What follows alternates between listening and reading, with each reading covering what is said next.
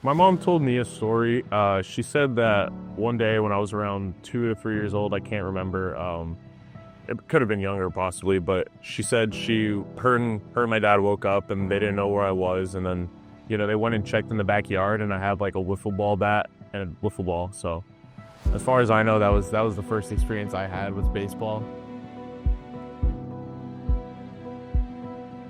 I'm from Paterson, New Jersey. It's a bigger city in northern New Jersey. There's a lot of different parts of it, as every city has. There's their better parts and there's worse parts, but I was fortunate enough to have, great parents who worked hard and were able to put me in the better part of the city. When I started actually playing organized baseball, it was, like I said, I was 5 years old on a 10 and under team, so I played right field.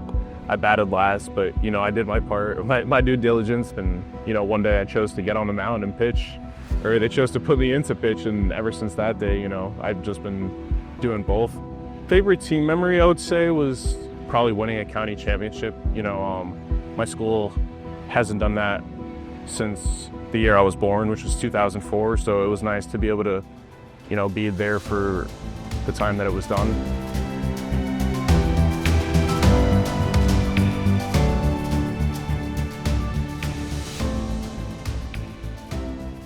I actually didn't find out I hit 100 miles an hour until I was in the dugout, because there was the stadium radar gun that was that kept saying 99 miles an hour. It just said 99 over and over, and I was like, dang.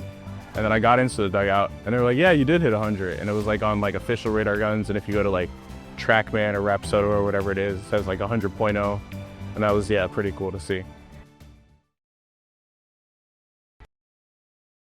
I was with my family, my parents, my mom, my dad, my sisters. I got the call, and I told my parents, I believe. Like, I went upstairs to take the call. We were in the living room downstairs when I got it, and I went upstairs to take it.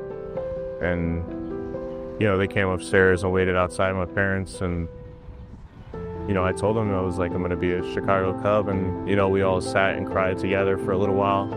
And then we went back downstairs and heard it called on the TV, and, everybody cheered. And then two of my high school friends, they saw it on TV, so they drove to my house and they called me. They were like, yeah, we're outside. And we went outside and we cried together, and it was just a very surreal moment. And I was very grateful for all of it.